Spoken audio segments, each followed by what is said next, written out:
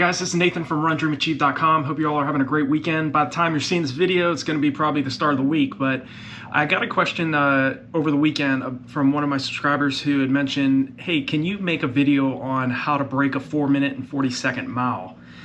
And so, yeah, absolutely. This is any athlete that's trying to run under 4 minutes and 40 seconds for the mile has got to be in phenomenal anaerobic shape. You got to be able to sustain 70-second quarters for 4 consecutive laps with no rest in between. So you really have to pay attention to how you're running this race if you're trying to run under 4 minutes and 40 seconds for the mile. It took me 2 years. Actually, the first time I ran the mile was a freshman in high school. I ran it in 5:30, got it down to 5:09 by the end of my freshman year, and then by the end of my sophomore year, I had run 4:38. So it does take a level of, you have to have some physiological ability, obviously, to run this fast. But more so, I think if you're lacking in the talent department, you have to maintain your enthusiasm and drive to run 4 consecutive quarters under 70 seconds per quarter. And so it takes a level-headed athlete. It takes somebody that's willing to put in the work, regardless of what the weather conditions are like. If you're wanting to run a 4:40 mile or faster, you have to develop that raw leg speed that we talk about. You have to pay attention to doing 1 VO2 max workout per week. Now, your VO2 max is your maximum oxygen uptake, the ability for your body to handle very, very high levels of lactic acid buildup, but you're running at speeds that are so fast you're not going to be able to clear it. So that lactic acid, especially the hydrogen ion component of lactic acid, is what shuts down muscle functioning. So what's really important to be able to sustain pace for longer periods of time, whether you're training for the mile or you're training for the marathon distance, is training at paces that are much faster than the paces that you're trying to race at for your particular event. So, you know, whether it's the mile or you're running for the marathon, get accustomed to running anywhere from 10 to 20 seconds faster than that goal race pace. And if you're somebody that's trying to break 4:40 for the mile, you're going to have to get to a point where you're doing repeat 200s when you're very, very fit at around 33 to 35 seconds. And that's right, you know, a couple seconds to right at goal race pace. But if you can do anywhere from like 8 to 16 200-meter repetitions at, say, 35 seconds per rep, with only a 45-second to 30 or to 60-second rest in between each one of those repetitions, again, you're building up that lactic acid capability, the ability to clear it faster than it's building up. Now, when you're running at paces this fast, you're only going to be able to run at, you know, anywhere from a few seconds to a few minutes at these types of efforts. So it's important, if you're trying to run under 70 seconds per quarter, to also branch out the distance that you're running as well. You know, if you're training for the mile, do not neglect doing those long runs as well. I mean, if you can get to a point where your long run is anywhere from like 8 miles out to 10 miles in length, or around, you know, 8 kilometers out to around 16 kilometers in length, you're going to become very, very strong too, because you're running at distances that are so much further than your race distance. But you also want to pay attention to that raw leg speed. You want to be able to recruit more fast twitch muscle fibers. And because you're doing those hard VO2 max workouts where you're running at paces that are much faster than goal race pace, like say you get to a point where you can do 8 to 16 400-meter repetitions at around 66 to 69 seconds per quarter. That, again, you're doing multiple repetitions at efforts that are far faster than goal race pace. And because you're doing multiple reps at efforts that are under 4:40 mile pace, that's going to make you very, very strong at being able to sustain this pace. You know, it's one thing to be able to hold 4:40 mile pace for 2 laps or maybe 3 laps. But most of the competition you're going to be competing against will get the weakest on that 3rd lap. So make sure, if you're running the mile and you want to break 4 minutes and 40 seconds, that you attack that last or that 3rd lap. That is the lap where your competition is going to get the weakest at.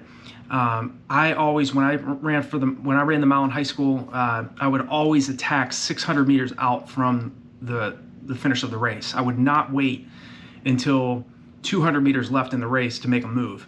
The mile event when I was in high school was probably the best event that I ran. I ran 4:25 for the mile.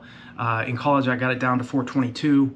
I never really had the overall leg speed to break 4 minutes, but I do understand what you need to be thinking about mentally and what you need to be doing physiologically to train adequately to break 4 minutes and 40 seconds. You have to train at paces that are going to exceed what you're planning on racing at. So if you're training closer to around 4:20 mile pace, doing those 200s, 300s, 400s on the track, repeat 100s where you're just working on your overall sprint speed, the combination of doing those types of workouts on top of doing your long runs and varying up the paces of your long runs.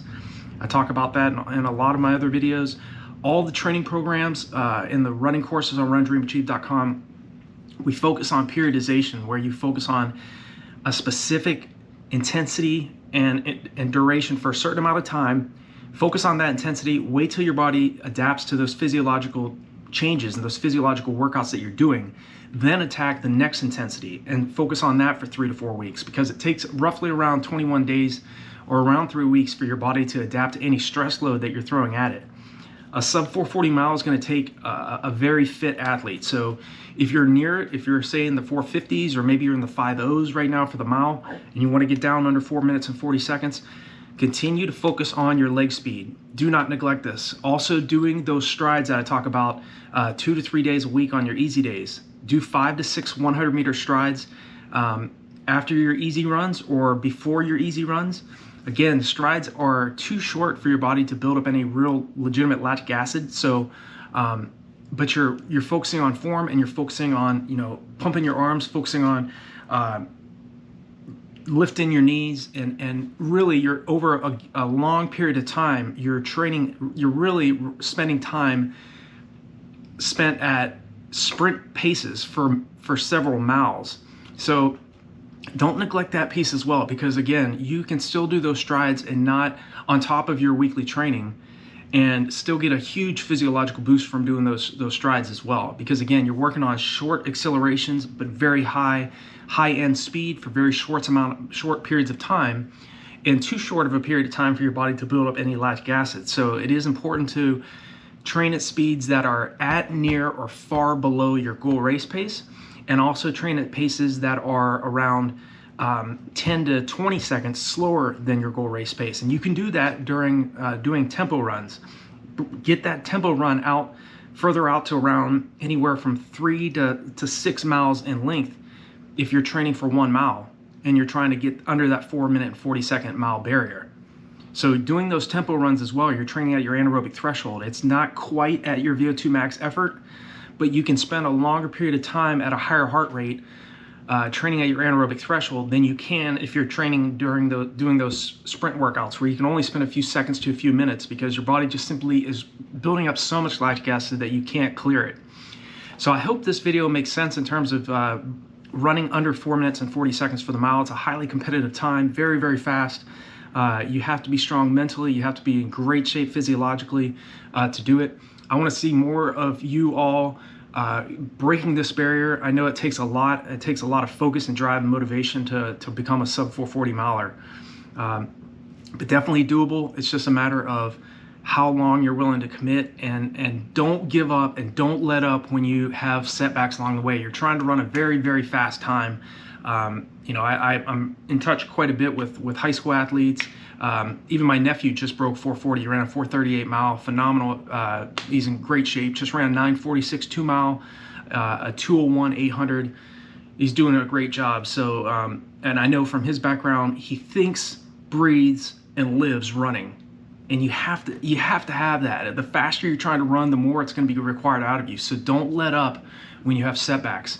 It's part of the process to success. And the only thing that's going to stop you from reaching your goals is you giving up too soon when you were this close to making it to that sub 440 mile barrier. Hope you enjoyed this video. If you're brand new to the channel, hit that subscribe and the subscribe button and the bell icon so when I make a new video, you'll be notified. Give me a thumbs up if you appreciate this video, and definitely I appreciate you guys and gals visiting the site, the YouTube channel. Also, I have a new membership option on RunDreamAchieve.com. If you want one-on-one coaching with me, definitely check that out. I'll leave the link below this video as well.